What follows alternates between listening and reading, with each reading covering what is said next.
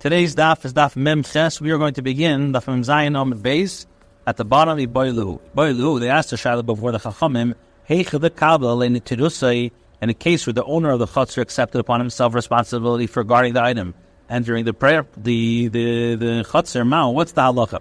The nafshei the kabel alei. Did he accept it upon himself only the responsibility of guarding himself and his animals from causing damage?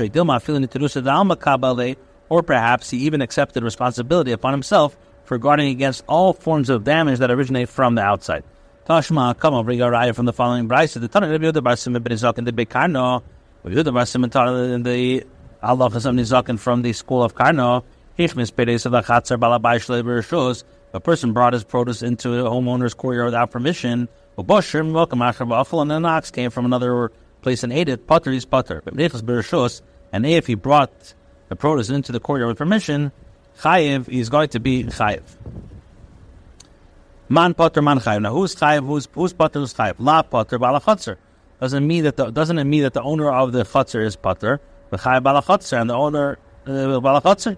So this would be mashma that by granting permission for the produce to be brought in, he accepts responsibility to guard it against other damage as well, such as that caused by another ox entering from the outside. So the more answers amri loy potter bal asher v'chayiv bal asher. The owner of the ox that causes damage is potter. The owner of the ox is chayiv. The Gemara asks to be bal asher, but if it's referring to the owner of the ox, so then the shaila is my b'reshus and my shalei b'reshus. What reason is there to paskin that with permission, and what is the without permission with regard to damage done by the ox of a stranger should not make any difference? So when answers Amri, they said b'reshus. If he brought produce with permission, avalei shein b'reshus anizik. This is a case under eating shein, as we said in that Bezam and Aleph, in the domain of the injured party with respect to the produce. The courtyard is treated and to belong to the owner. Shein b'reshus anizik chayeves, and it's if the halacha is that if the animal causes damage, categorized as eating, the domain of the injured party, the ox is chayiv. Shlei b'reshus. What does it mean without permission? Of the Shem B'Reshus Harabim, then it's like Shem B'Reshus Harabim, Shem B'Reshus Harabim, which is Torah. So, giving this explanation, the answer to the question of what type of guarding the chutzner owner accepted cannot be derived from this price. Tashma, I'll bring another eye from another price. If a person brought his ox into a homeowner's courtyard without permission, and an ox from somewhere else came and gored him potter, he is potter. But if he brought into the courtyard, he is chayiv, man potter, man chayiv. La potter bala chutzer, u'chayiv bala chutzer. If so, this proves that the owner of the courtyard accepted responsibility for all damage occurring on his premises. The answer is late. Potter bala sher, u'chayiv bala sher. The owner of the ox that gored is potter, and the owner of the ox that is gored is chayiv. So what kind of, with permission, without permission? The damage categorized as goring, the owner of the animal is chayiv wherever the goring occurred, even in the Rishus Harabim. So Amri, they said, Hi Mani, who is this opinion in every tarfin? Is it tarfin? Is it? He says that the goring of the courtyard of the injured party is different, and the owner nezik shalom mishalim, he owes the nezik shalom mishalim. B'reshus. So what does b'reshus mean? Have a look at mechatzer izik. So it's ken mechatzer izik, and therefore mishalim nezik shalom based on nezik shalom. Shlei b'reshus or shlei b'reshus have a look ken b'reshus harabim. But mishalim and lechatzer nezik only based on lechatzer nezik. Marzai eats a da'ala in the meifik ba'u base. So there's a certain woman who entered a certain house to bake. Asa barchon the more the base achalisha. A goat belonging to the owner of the goat came and ate the woman's dough. As a result, it became overheated and it died. And Rabbi deemed the woman chayiv to pay compensation for the goat. So when it says Leva pligad Rav, shall we say that the Rabbi disagrees with the opinion of Rav? Rav says in the case where someone brings in his produce to another courtyard without permission, and the latter animal is injured by eating it, the owner of the produce is nevertheless potter, since the animal should have not eaten it. So Amri the Chum said, "Okay, Ashta, how can you compare the cases? Awesome, Shlei b'Reshus. Here in the case where someone brought his produce, that's Shlei b'Reshus. So therefore, leikabel alayni terusi did not accept responsibility upon himself for safeguarding against the produce causing damage. Whereas here, where the woman brought the dough with permission, kabel terusa, he accepted. The woman did accept responsibility upon herself for safeguarding against the dough causing damage. Why is this case different than the case where a woman who entered the house of a homeowner without permission in order to grind wheat? And the homeowner's animal ate the wheat, he is exempt. And moreover, if the homeowner animal was injured by the wheat, the woman is chayiv. What's the reason she is chayiv? Specifically, she entered without permission, but with permission p'tura. Amri, the Chacham said in response, if she entered the house to grind wheat, since she does not require any privacy, the owner of the courtyard did not need to absent themselves from there. And the responsibility of safeguarding against damage therefore rests upon him. But if she entered to bake, even the boy eats new. So since she requires privacy for this, as the process of kneading involves exposing her elbows, the owner of the courtyard absents himself from there to allow her to bake. Therefore, the responsibility for safeguarding against damage or anything in the courtyard rests upon her. Mishnah taught, if one brought his ox inside the homeowner's courtyard without permission, the homeowner's ox gored or the homeowner's dog bit it, the homeowner is pater. Rava said, if one brought his ox into homeowner's courtyard without permission, knocks dog pits, ditches, and caves into it, so the Baal Asher is chayiv b'nizkei chotzer, Baal Chotzer chayiv b'nizkei abed, but the owner of the courtyard is chayiv for any damage caused by the pit if someone falls into it.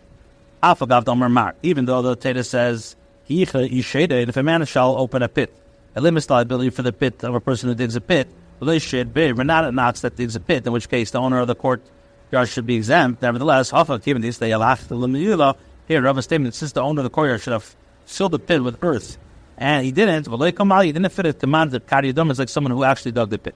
Rava says, in the case of somebody who brought his ox into homeowner's courtyard without permission, basic as balabais, and the ox injured the homeowner, or balabais who's a gal boy, or the homeowner stumbled and was injured by it, chayiv, the owner of the ox is chayiv. Robots, if the ox crouched, and might do so cause damage, but the ox owner is pater. The mother from the Rav is pater, and he's pater because the animal caused damage when it crouched. Or Rav my robots, Rav's Baba said, what is the meaning of robots? Shevis glalim means that it dropped feces on the ground. And it made dirty the homeowner's clothes. The feces constitute a pit. And we now find the case of damage categorized as pit that one is chayav for causing damage to the utensils. Therefore, the owner of the animal is pater. He says that any obstruction is considered categorizing as pit. The same halacha pater, the one responsible for the pit from damage to utensils, applies to them as well. But according to Rav, but Rav says that the property is not categorized as bur unless you lose ownership of it. Michael, what are you going to say? So Amri says, Stam Galolim, the animal's owner, usually is mafkir, afkuri mafkir, he renounces ownership of ordinary feces, and so they are categorized as pit, even according to the opinion of Rav. Rav says, the case of a person or animal that entered the courtyard of a homeowner without permission to injure the homeowner, basically, or the homeowner was injured by stumbling on the intruder person, or the owner of the animal is chayiv. Is more if it damaged the person or the animal, then he's pater. We only said this that the balabayas did not know of the presence. But if he knew of this presence, even if he entered without permission, then if the homeowner injured him, then he's chayiv time. My time, what's the reason? Because as suit to the fact that the injured party can say to the homeowner of the courtyard, although you have the right to inject me from your courtyard, but nevertheless, you don't have the right to injure me. Both the Tamayu and Rav and Rabbi Papa, who hold that one who enters without permission is liable to damages caused, follows the reasoning. They both say, in the case of two people who were both somewhat with permission and two people who were somewhat without permission, Ezekiel says if they injured each other directly, then chayav, and they're both chayav. If they were injured by one another through stumbling over one another, so they are pater. From this statement, you can learn that the reason both are chayav if either damages others, specifically that the two of them were both with permission or two of them without permission. If the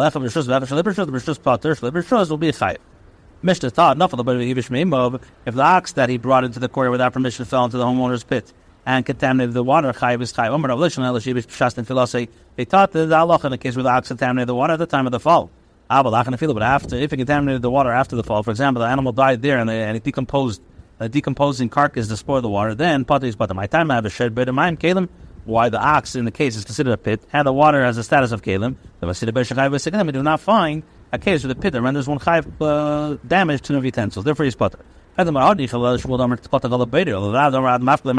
to say? Presumably, the homeowner did not mafka the ox or even the carcass. But if you say,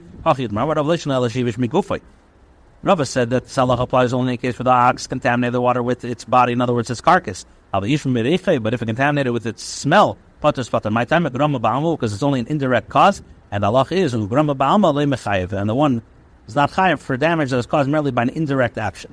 Mishnah said, if the homeowner's father or son were inside the pit at the time of the ox fell and the person died as a result, Rishon was a kafir, the owner of the ox pays the ransom. We're dealing with the case of an ox that is a mu'id falling on people in pits. If so, then one is chayav to be put to death because it's a mu'id for this behavior, and we know that he gets death. Amar Rav Yosef, where he saw some grass that intended to eat and in the edge of the pit, and he fell inside the pit. Since there was no intention to cause the damage by falling on it, the ox is not chayav to be put to death, but since it was a mu'id, the owner is still chayav to pay for it. Shmuel says, "Amari is basically the Amar Tam Sham Chatzikever Tam pays Chatzikever." Ula says the basically this is basically the Amar the tar from Amar Chatzikever. But Chatzanizik the law doesn't have Shalom Mishalim. Ochanami therefore for Shalom Mishalim he has to pay Kefer. Mela according to Ulu says if his father it says if his father or his son were inside the pit.